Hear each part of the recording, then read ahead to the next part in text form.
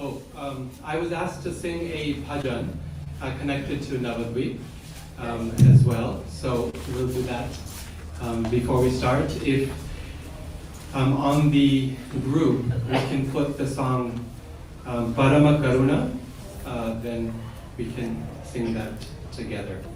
So someone can please put it on the group in KK songs or something like that.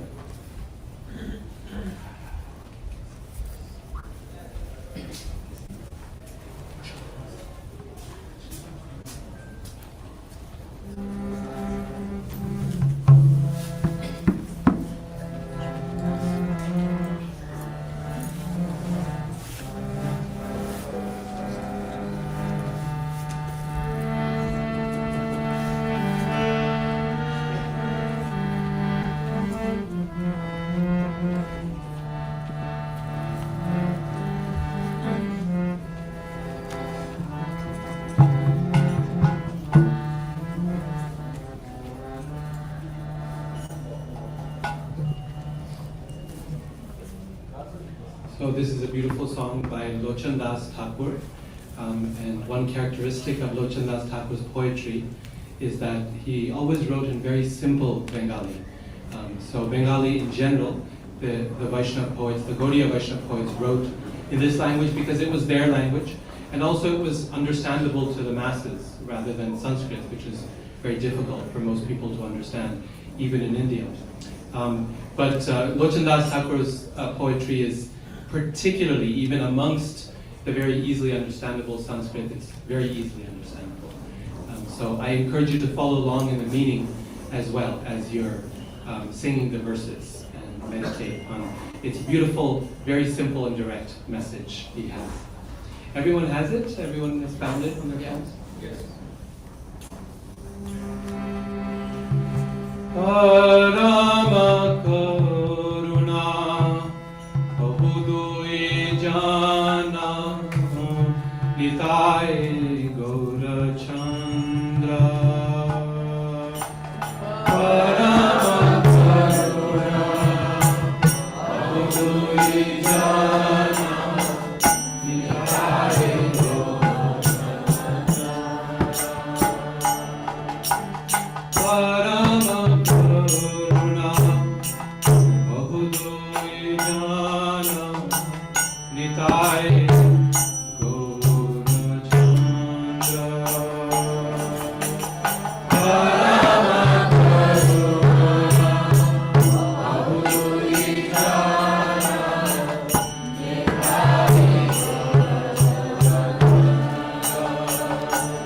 Nitai Sabota Sar Shiromani Kevala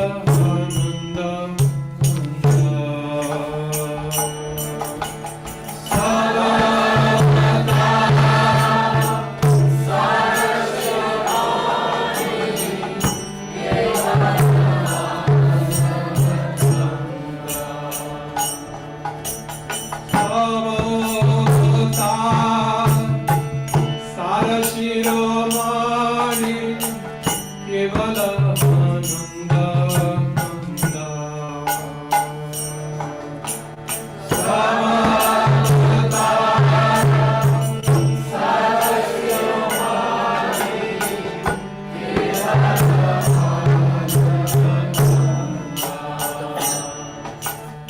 Bhajo bhajo bhai Chaitanya Nitai Sudhvida Vishwasa Hori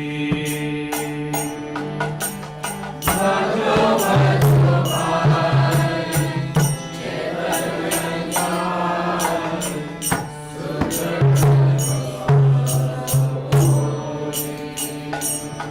Sudhvida Vishwasa Hori Bhajo bhajo bhai Chaitanya Nitai Sudhrida Vishwasa Hori Bhajo bhajo bhai Chaitanya Nitai Sudhrida Vishwasa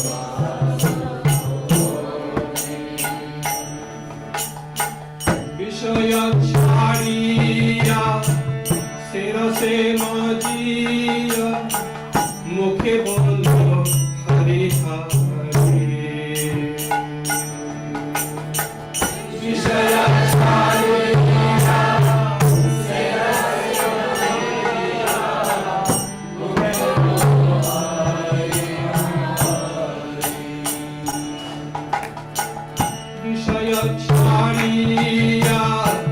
শিরসে মজিয়া মুখে বল হরি হরি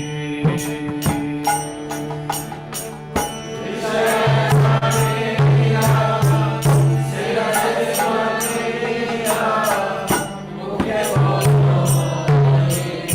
হরি হরি দেখো রে ভাই ত্রিভুবনে নাই এমন দয়াল দাতা। দেখো রে ভাই ত্রিভুবনে নাই এমন দয়াল দাতা। দেখো রে ভাই ত্রিভুবনে নাই এমন দয়াল দাতা। দেখো রে ভাই ত্রিভুবনে নাই এমন দয়াল দাতা। পশু পাখি ঝুরে বাসনা বিদারে শুনি যার গুণ গাথা।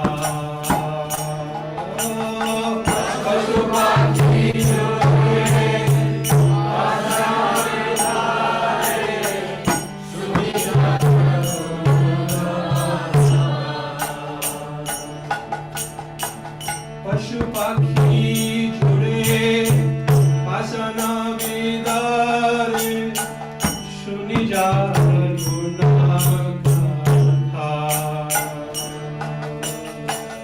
পশু পাখি ঝুরে বাসনা বিদারে শুনি যার গুণ গাথা। সংসারে মাঝিয়া রহিলি পড়িয়া সে পদে নাহি আশা। সংসারে মাঝিয়া রহিলি পড়িয়া সে পদে নাহি আশা। সংসারে মাঝিয়া রহিলি পড়িয়া সে পদে নাহি আশা। সংসারে মাঝিয়া রহিলি পড়িয়া সে পদে নাহি আশা। আপন কর্ম গুঞ্জয়ে সামানা কহো এ লোচনা দাস। আপন কর্ম গুঞ্জয়ে সামানা কহো এ লোচনা দাস। আপন কর্ম গুঞ্জয়ে সামানা কহো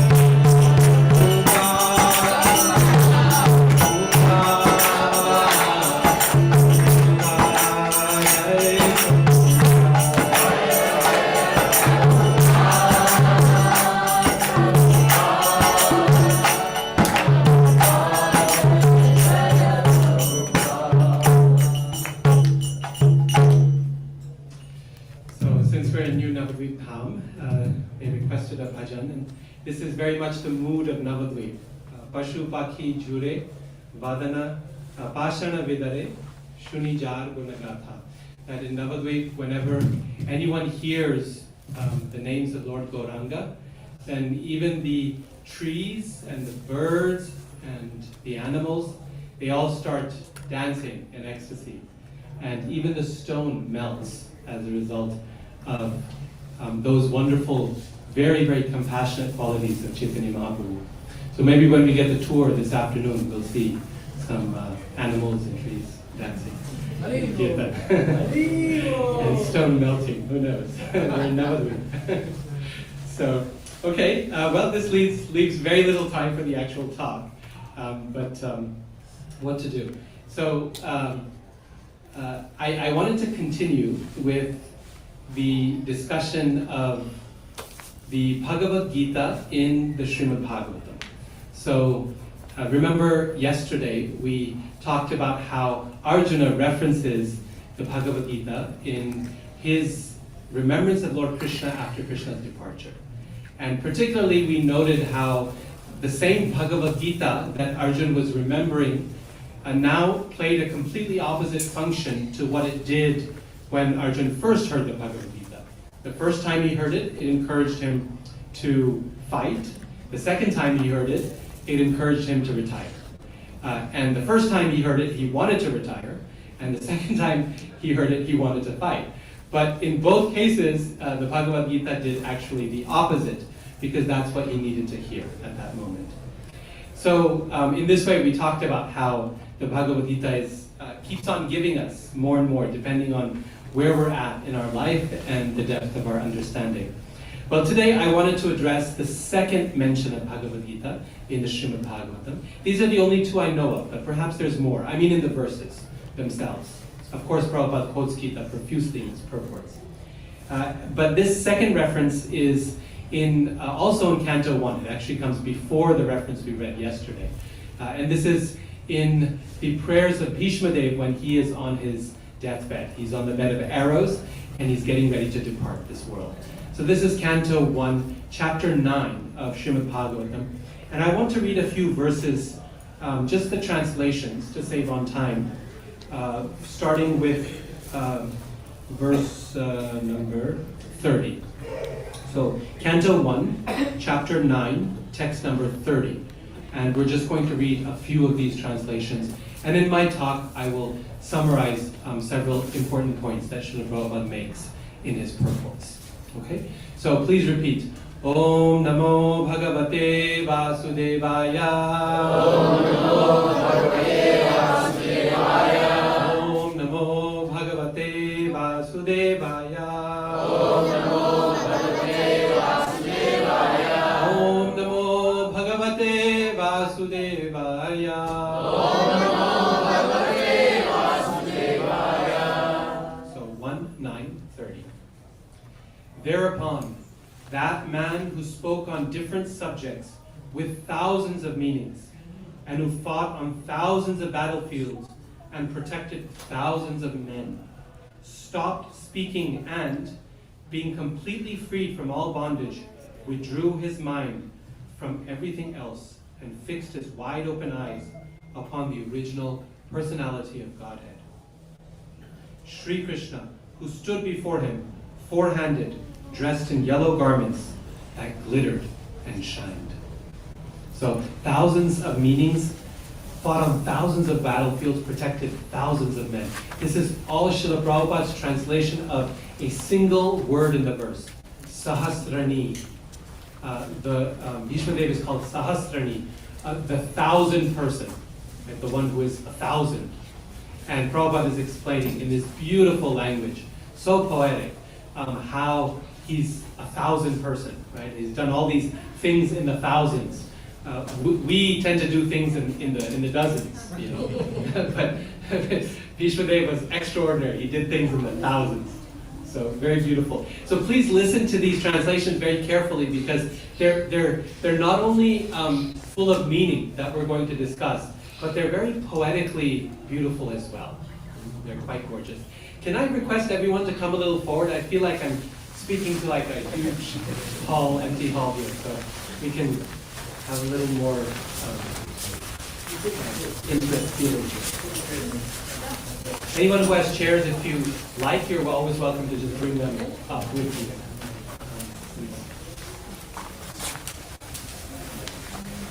This is much like this. Okay. So text number 31. By pure meditation, looking at Lord Sri Krishna, he, this is Bhishma Deva, at once was freed from all material inauspiciousness and was relieved of all bodily pains caused by the arrow wounds. Remember, he's on a bed of arrows. Thus, all the external activities of his senses at once stopped, and he prayed transcendentally to the controller of all living beings while quitting his material body. So that person who spoke on 1,000 subjects with 1,000 different meanings, this is the very last thing he will say in his life. Right? So you can imagine, Bhishma Deva has the ability to die at will. No one can force him to die. So there's no dying by accident in his case. That, oh, we died and the last words that came out were, something terrible. No. He can choose exactly what he wants, when he wants to leave, and therefore the circumstances of his death, and what he wants to say, and what he wants to think about. So just imagine that. This is a Mahajan. He's fought 1,000 battles in his life. And now this is the very last thing he chooses to say. So it's going to be good. This is to Krishna, who's standing right there in front of him. Bhishma Deva said, "Let me now invest my thinking, feeling, and willing, which were so long engaged in different subjects and occupational duties, in the all-powerful Lord Krishna, Lord Sri Krishna. He is always self-satisfied, but sometimes, being the leader of the devotees, he enjoys transcendental pleasure by descending on the material world, although from him only the material world is created." 33. Sri Krishna is the intimate friend of Arjuna, Vijaya Sakhe. He has appeared on this earth in his transcendental body, which resembles the bluish color of the tamal tree. His body attracts everyone in the 3 planetary systems, upper, middle, and lower. May his glittering yellow dress and his lotus face, covered with paintings of sandalwood pulp, be the object of my attraction, and may I not desire fruit and results. On the battlefield, where Sri Krishna attended Arjuna out of friendship, the flowing hair of Lord Krishna turned ashen due to the dust raised by the hoofs of the horses. And because of his labor, beads of sweat wetted his face. All these decorations, intensified by the wounds dealt by my sharp arrows, were enjoyed by him. Let my mind thus go unto Sri Krishna. In obedience to the command of his friend, Lord Sri Krishna entered the arena of the battlefield of Kurukshetra between the soldiers of Arjuna and Duryodhana. And while there, he shortened the lifespans of the opposite party by his merciful glance. This was done simply by his looking at the enemy. Let my mind be fixed upon that Krishna. When Arjuna was seemingly polluted by ignorance upon observing the soldiers and commanders before him on the battlefield, the Lord eradicated his ignorance by delivering transcendental knowledge. May his lotus feet always remain the object of my attraction. Fulfilling my desire and sacrificing his own promise, he got down from the chariot, took up his wheel, and ran towards me hurriedly, just as a lion goes to kill an elephant. He even dropped his outer garment on the way. May he, Lord Sri Krishna, the personality of Godhead, who awards salvation, be my ultimate destination. On the battlefield, he charged me as if angry because of the wounds dealt by my sharp arrows. His shield was scattered, and his body was smeared with blood due to his wounds. And then my favorite verse here. At the moment of death, Let my ultimate attraction be to Sri Krishna. I concentrate my mind upon the chariot driver of Arjun, who stood with a whip in his right hand and the bridle rope in his left, who was very careful to give protection to Arjuna's chariot by all means. Those who saw him on the battlefield of Kurukshetra attained their original forms after death. Om Jnana-timirandhasya Jnananjana-shalakaya Chakshuram Uditam Tasmai Shri Gurave. There's a very nice story in Chaitanya Charitamrita when Lord Chaitanya was visiting Sri Ranga Kshetra, famous holy place in South India, where he stayed for 4 months of the rainy season. He encountered one Brahmin who was studying Bhagavad Gita. He used to recite the 18 chapters of Bhagavad Gita every day. And in those, and as he read those 18 chapters, people used to laugh at him and make fun of him because he could not pronounce the verses very clearly and properly. The rhythm was not good. But as he read, he would cry. And Chaitanya Mahaprabhu saw him and he said, why are you crying like this as you read Bhagavad Gita? And he said, my dear Lord, I'm illiterate. I don't know how to read properly. And so people make fun of me. But that's not why I'm crying. I cry because I just simply think about the relationship between Krishna and Arjuna. How Krishna becomes Arjun's charioteer, which is a very menial position to take. And this is something that is usually done by a Sutta, someone who is of a lower or mixed caste background, and a servant. And he says he's acting in this way as Arjun tells him what to do. Senayor obhayor madhye ratham sthapaya mechyuta. He says, my dear Achyuta, you please, Krishna, please take my chariot to the middle of the two armies. And Krishna is not questioning, he's doing it. And just thinking about that beautiful scene, the same scene Bhishma Dev is describing here, I can't stop crying. And Chaitanya Mahaprabhu then picks him up and embraces him. And he says, you have understood the actual meaning of what Bhagavad Gita is. So we were talking about this yesterday, right? That Bhagavad Gita as it is means that we identify Krishna as the primary message, the primary goal, the meaning of Bhagavad Gita. And when someone has captured that, then they've understood Bhagavad Gita. Everything else beyond that is details. It's how we get there, how we get to understand Krishna. One of the things I tell my students when we first begin studying Bhagavad Gita in class, I tell them there's two things you have to remember, okay, before you start studying Gita. One is that this is a conversation between two real people. The reason this is so important to understand is because people have a tendency to read Bhagavad Gita like they read the New Testament, or they read the Quran, or they read a book of law sometimes. It says it in scripture, therefore it must be the ultimate truth. When in reality, the Bhagavad Gita has a wonderful flow, like a conversation. Two people talking, and the conversation moves and it gets diverted a little bit, and it becomes confusing for Arjun. And so at the beginning, sometimes my students ask, Arjun is presenting such very good arguments against fighting, right? Social arguments, political arguments, personal arguments. It's a very good anti-war description. And Krishna's response to that is Kutastva Kashmanamidam Vishame Samupasatam Anarya Drishtam Asvargyam Akirti Karamarjuna. His response to that is basically, Arjun, be a man. Pick up your bow and fight. Otherwise, everyone will laugh at you. How will you show your face to the women at home? Right? And the students are like, this is not very convincing. Like, really? Be a man is the best Krishna can do? And I tell them, well, it's also not very convincing to Arjuna.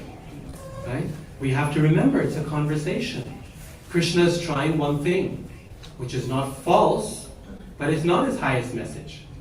And Arjun hears it and he says, no.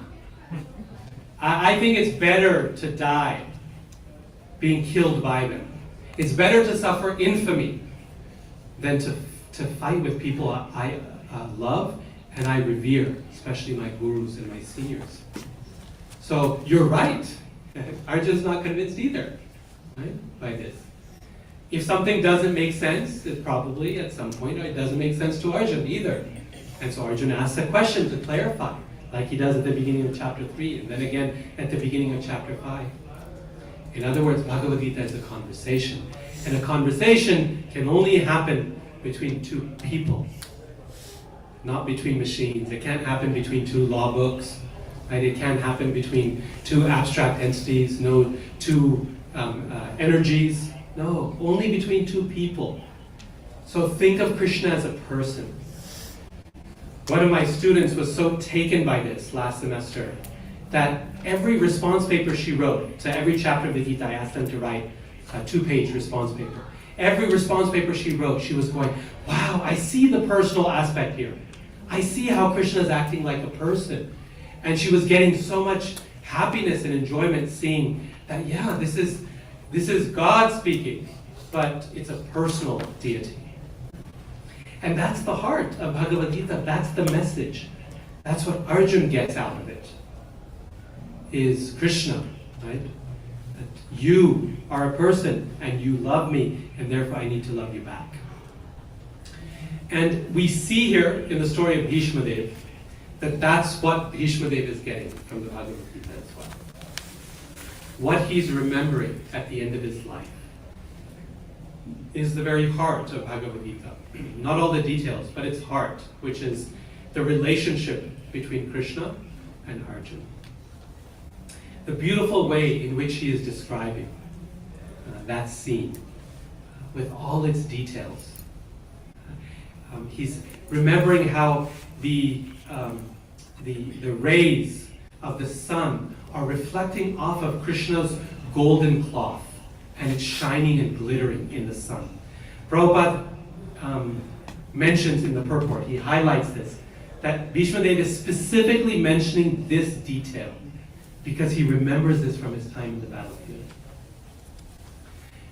You see, all of us, in our practice of Krishna consciousness, we have many different experiences. We work very hard to practice, to serve. We struggle often in life's trials. We're often on battlefields, metaphorically speaking at least. Right? We have our struggles, we have our difficulties, and we try to take shelter of Krishna. Every once in a while in our lifetime, we have an experience of Krishna's reciprocation that sticks with us, right? That we hold on to.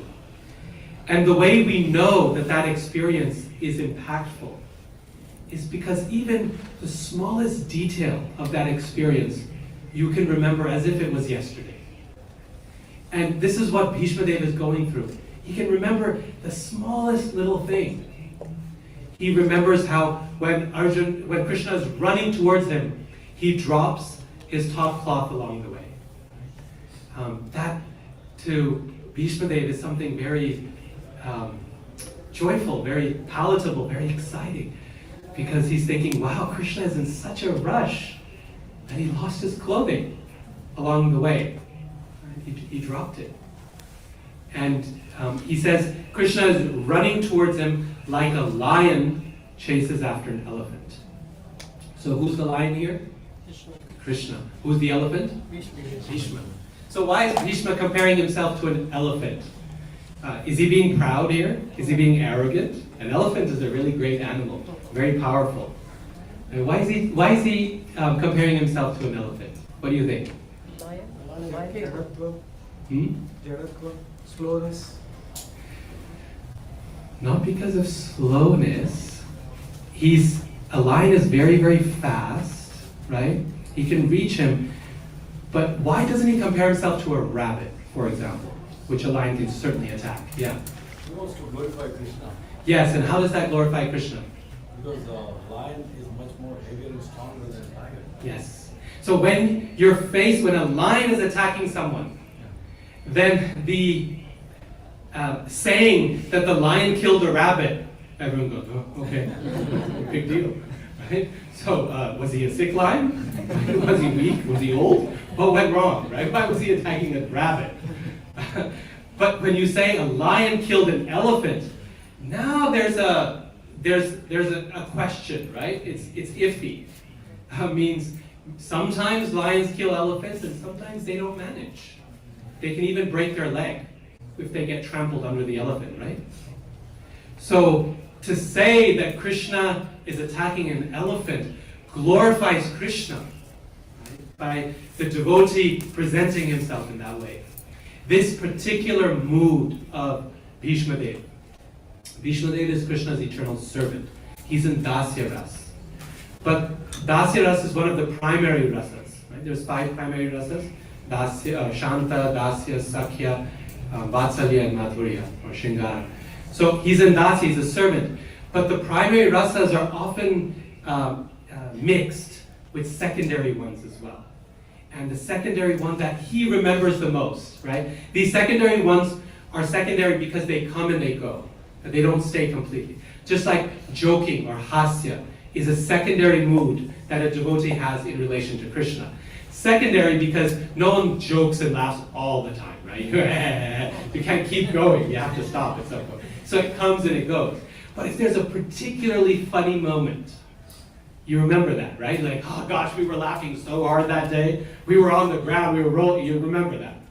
So when the secondary rasas rise, they often create remembrances that you can't forget. And in this case, the secondary rasa that arose at that moment was virya, or chivalry. He's being chivalrous. He wants to serve Krishna in a chivalrous mood. Which means, Krishna, I dare you, come fight with me. Try it out. Because you may be a lion, but I'm no rabbit. I'm an elephant. And this is going to be tough for you. It's going to be tough for you, not just because I'm so strong, but also because your hands are tied. Right? How is Krishna's hands tied? He made a promise, right? He took a vow that he will not pick up any weapon on the battlefield. So Bhishma is saying, now you try. You're an elephant and your legs are tied. And now you try attacking me and see what you can do. And Krishna takes the challenge because Krishna loves a good match. This is one of the reasons he comes to the material world, is because he can have a real fight. In the spiritual world, a real fight is difficult because the coward boys are ultimately his friends. And so they wrestle, but it's not a real fight. There's no danger involved. Right? No one's going to kill anyone.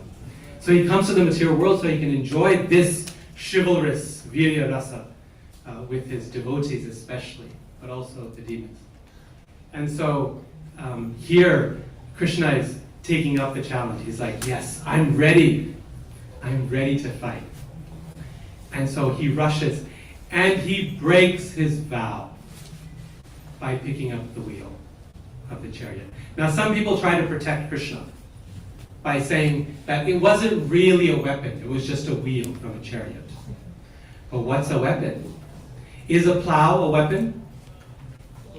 Normally no, but for Lord Balaram, yes, it's a weapon. It's his main weapon. A weapon is made by its use, not by any intrinsic quality. Right? I can take this cell phone and make it a weapon if I throw it hard enough. Right? And no court of law will say, well, that was just a cell phone, so you're off the hook. No, that'd still be assault because I used it as a weapon. Right? So the Vaishnavacharyas don't let Krishna off the hook. They say, no, Krishna broke his vow. And as Maharaj was saying in this morning's class, right, Guru Prasad Maharaj was saying, that in the fight, in the competition between the Lord and the devotee, who wins? The devotee wins, right? And who does Krishna want to win? The devotee. He wants the devotee to win. And Bhishma Dev, this is his excitement, right? He wants to show the world what Krishna is willing to do for his devotee. Right? He's Achyuta. He never fails when it comes to protecting his devotee. So Krishna's running there, and he's dropping his top cloth along the way. And That man who had fought on 1,000 battlefields and protected 1,000 people, that person, at that moment, he decides, this is it. I'm not going to fight anymore. This is the moment I've been waiting for my whole life. Every battle I fought in this life has brought me to this point of Krishna meeting me on that battlefield. So when we meet, now I'm not going to fight anymore. And so he throws down his weapon, his bow. Right? Just like Arjun couldn't hold his bow. In this case, he's throwing down his bow. And puts his hands out. And he says, come, attack me. I did this just to watch you do this. Right? Now I have no desire to win. Right? You can kill me. I don't mind.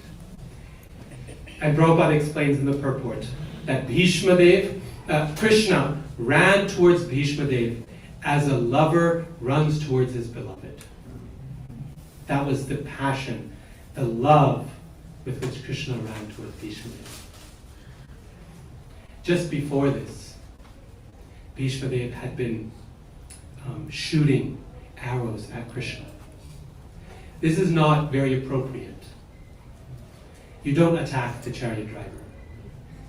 You don't attack someone who has no weapons. That's against the basic rules of a Kshatriya. But Bhishma Dev didn't care. He, again, was in this chivalrous mood towards Krishna. And he wanted to fight Arjuna. But what he was really after was to provoke a reaction from Krishna. That was his real intention.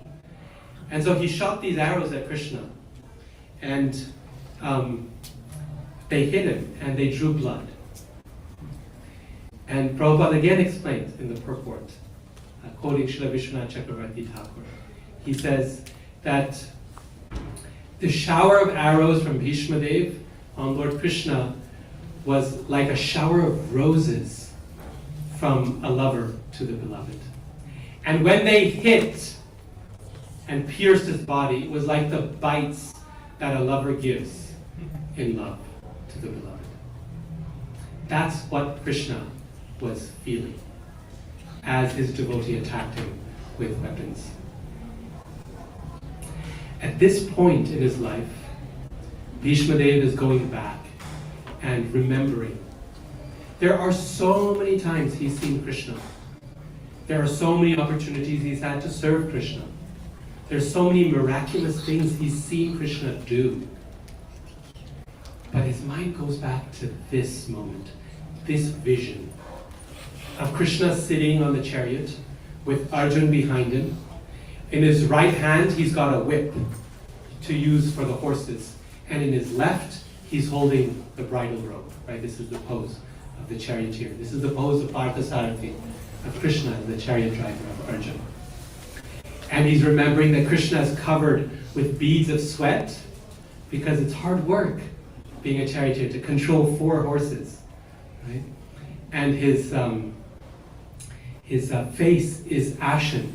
His beautiful complexion as a rain cloud, right? The monsoon rain cloud, that has been darkened yet further by the dust kicked up from the hooves of the horses. You see the chariot, the warrior is up above on the chariot, up here, so he can see everything above his heads. But the charioteer, the chariot driver, is down at the level of the horses. So all the dust from the battlefield is kicked up into your face from the hooves of the horses and also the other animals and soldiers and everything around. Right? And that dust is covering Krishna's complexion, with his silken yellow cloth still glinting in the rays of the sun. And that vision of Krishna and Arjuna, Prabhupada says something very, very nice. He said, this vision, this beautiful vision, Krishna offered just to Bhishma Dev, not even to Arjun. Arjun could not see Krishna as Parthasarathi. Why? He's behind him, right? So he couldn't see this beautiful vision that Bhishma did. This whole pastime was arranged just so Bhishma Dev could see that form of Krishna that he loved so much. Of all the Pandavas and all the Kauravas, Bhishma's favorite was Arjuna. Right? And he always loved him very, very dearly. And Arjuna was Krishna's best friend. Twice, 3 times in these verses, he says, Vijaya Sakhe, Partha Sakhe. He refers again and again to Krishna as Arjuna's friend. His 2 most favorite people in the world, Krishna and his ideal devotee, his friend, Nara and Narayan. This is the vision that he wanted to see. And Krishna presented that vision just for Bhishma Dev. Now think about this. Bhishma Dev is there on the battlefield. He's fighting. He's being attacked by Arjuna. And as he's being attacked, eventually those arrows go through his body. Every limb of his body, so that it creates a bed of arrows. And anyone looking at that might think, what is this? Why do Krishna's devotees suffer so much? Why does Krishna not protect his devotees? People many times they ask this question. They say, what is the use of Krishna consciousness? When it looks to me that the devotees suffer as much as everyone else, maybe even sometimes more. So this doesn't look like any help. It doesn't look like anything useful. But no one knows. No one knows what goes on in the heart of a devotee. Anyone looking at this scene, anyone watching a replay of it, would think what? Bhishma is suffering, Arjuna is cruel, and Krishna couldn't care less. He's standing there watching his devotee get pierced by arrow after arrow. Right? That's what the disinterested observer is going to see. The outsider. They're looking at this scene going, this is terrible. And yet, they don't know what the devotee is going through in that process. Every one of those arrows, as it pierces Bhishma Dev's body, feels like him, like the love bites of someone who is so dear. As each arrow pierces him and the pain he feels, he is looking at this vision of Krishna and Arjuna on the battlefield. And he is seeing the scene that he will remember till the last day he dies. He is seeing the most beloved scene he can imagine. He is remembering Krishna, and every moment he's feeling ecstasy. Pain, yes. The pain doesn't go away, but the ecstasy mixes with it to make it something unimaginably sweet, like Prabhupada described as like chutney. Good chutney is too hot to eat, Prabhupada said, and too sweet to resist. That's the definition of good chutney. It has to be too hot to eat and too sweet to resist. And that's what Bhishma Dev is going through. This is what he wants. This is why Krishna gives it to him. Even in our own lives, we have so many struggles in our practice of Krishna consciousness. We have struggles just as a result of the fact that we live in this material world. And that brings with us struggles. It brings with us difficulties. But the question really is how we receive them, right? From where are they coming? The most basic human response in those struggles is we blame. When we suffer some difficulty, we look to see who I can blame for that suffering. It's because of you that happened. Or it's you who did it. Or it's God who did it. We blame him. So that's you could say, I won't call it a bad response. I would just say it's a normal response. That's what the average person does. As soon as you suffer something, you look for the cause of that suffering. And you feel better when you can pin the blame on someone. You don't actually, but for a little time, for a few brief moments, it feels a little better. But then the pain returns. And it sometimes returns even stronger, because now you not only have the pain of the suffering itself, but now you have the pain of the fact that you've blamed it on someone. And you've attacked someone, insulted someone, or damaged your relationship with someone, because you blamed them for it. So the pain comes back even more. Someone who's a little bit more advanced doesn't blame it on anyone else. That person will blame it on their own karma. They'll blame it on themselves, essentially. It was my past. That I did something that deserved this experience, this pain, this suffering. And we say, no, I'm not going to pin it on anyone else. Why should I? Why should I blame? That person is advanced, who can say, no, this is the results of my own past actions. But Bhishma Dev shows us a new standard that's even higher. Is Bhishma Dev considering this bed of arrows? Is he blaming Arjun for it? No question of it. Right? Is he considering it the result of his own past bad karma? No. This is the best moment of his life. So it's not his bad karma. What is he seeing it as? As Krishna's direct mercy on him. As an expression of Krishna's love for him.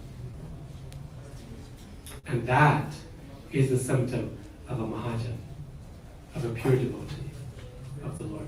This is why Bhishma Dev is a Mahajan. Because he was able to take what is the most difficult experience a person can imagine. Being attacked by arrows through and through by the person you love most in this world, Arjuna. His dearest great-grandchild. That person shoots arrows through you. And Bhishma Dev, instead of blaming him, instead of seeing it as his karma, sees it directly as Krishna's embrace towards him. And as he does that, now, at the end of his life, as he's been lying on that bed of arrows, rather than his bitterness growing for what had happened to him, his love for Krishna is growing. And after he finishes instructing in this famous section in Mahabharata, also in Bhagavatam, in brief, he gives all the instructions to Yudhishthira Maharaj for how to rule. He speaks on 1,000 subjects with 1,000 meanings. Right? He does this again, one last time. You see, this is the quality of a Vaishnava. That even unto his last breath, he's trying to benefit others. He's trying his best. Even, this is the moment where he would be justified in saying, oh gosh, this is enough. Right? Like, I've spoken on 1,000 subjects, go listen to the recording. He could say that, right? Go talk to the one who, because I've already told you this 1,000,000 times. And he has. Bhishma Dev gives wonderful speeches throughout the Mahabharata. He could say that, but no. There's an opportunity here to preach, to benefit others. Let me take it. Even if I'm covered with arrows, so what? Let me try. Let me offer. We see this same approach in Srila Prabhupada's lifetime. Right? That Prabhupada went through so much in the course of spreading Krishna consciousness. All the struggles he went through in Delhi, right? Being gored by a bull, getting a heat stroke, printing Back to Godhead magazine with not a penny, going door to door to tea stalls, and being laughed at and rejected. Is a beggar here coming to sell a few pieces of paper. No one taking it seriously, trying to found a league of devotees, getting rejected, failing in that, going to someone finally to beg a ticket on a steamship, crossing the ocean, suffering a couple heart attacks on the way, coming to New York City or Boston, not knowing whether to turn left or right, getting robbed in his first year, suffering through a horrible New York winter. Each one of these is an arrow. Each one of these is an arrow. But through that process, all that happened to Srila Prabhupada was his conviction grew stronger in the power of the Bhagavad Gita to change people's lives. His determination grew stronger. Any person who's been a devotee for some years can share something of this experience. We have so many wonderful disciples of Srila Prabhupada, senior devotees. Each one of them has felt 100 arrows. They've gone through so much in their attempts to give Krishna consciousness to everyone. And yet, there's no giving up. There's no giving up. How can you when every arrow is given by your Lord Krishna? Not by the hand of karma, not by the hand of Maya. That's not their vision. That's our vision, perhaps. But if we try to see it as coming from Krishna's hand, then now you're wrestling with a friend. There's no danger, there's no fear. And so even unto the last moment, Srila Prabhupada, just like Bhishma Dev, was translating Srimad Bhagavatam. If you read or listen to read the transcripts of those final conversations, he's very, very, very weak. And the translation and the word for word, Jayadvaita Swami is doing that, is helping him with it, and Pradyumna Prabhu, and he has his team, and Prabhupada is speaking the purports to the 10th canto of Srimad Bhagavatam, the pastime of Brahma Vimohan Lila, when Brahma steals the cows and calves, and that's his final chapter. Just like Bhishma Dev, till the very last minute. If I have an opportunity to help the world, how can I stop? But finally, when the time is done, and when the sun enters its northern course, this is the other reason why I thought we should speak about this Leela. Not only is it a description of Bhagavad Gita, which is the theme of this weekend, but also this is the time when the sun enters its northern course. The winter solstice, according to the Western calendar, happened December 21st this year, right? 9:50 some p.m. The sun entered its northern course. In traditional Vedic understanding, this is in Makar Sankranti, January, 15th? 14th. This is the time when Bhishma Dev, the time arrived, right? This moment. Bhagavad Gita had been spoken 18 days later, and they all came to see Bhishma Dev. And after remembering Bhagavad Gita, after remembering Krishna and Arjuna, and after giving the last instructions he could with his very last breaths, and saying the final prayers, remembering that picture of Krishna that he wanted to remember, Bhishma Dev finally says, okay, enough is enough. I've done enough in my life. Now my attention has to be 100% focused on Krishna. So in the course of our own lives, we will encounter so many things, so many arrows that will be dealt to us. In the moment, as those arrows come to us, it is very difficult at that moment to think of them as blessings. Because we are not at that level. We're not that advanced. But at least in hindsight, at least when we look back, we can see, oh, that arrow was actually Krishna's blessing. That arrow was for me especially. Why? Because of that arrow, I saw something of Krishna. I had his darshan in a way that no one else could. And so we don't know. The world doesn't know what we are experiencing in relation to Krishna. In that moment, the Lord gives us a darshan. He reciprocates with us. He engages with us.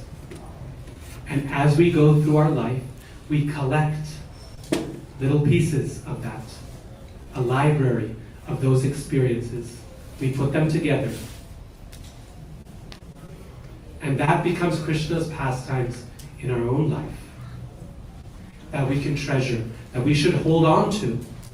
Because one day, like Bhishma Dev, we may need to remember them. We may want to remember them. We may want to think of that moment when Krishna ran towards us. And the world thought it was the worst moment in our lives. And yet we saw Krishna in that moment. And if we hold on to that darshan, and we have a series of them, and at the last moment of our life, we too can pray to Krishna and say, my dear Lord, I have fought 1,000 battles for you. Now, you please appear before me and let me see that picture which you showed me once in my life. That was my favorite picture of you. I want to see that vision again as I leave this body. Thank you all so much for your attention.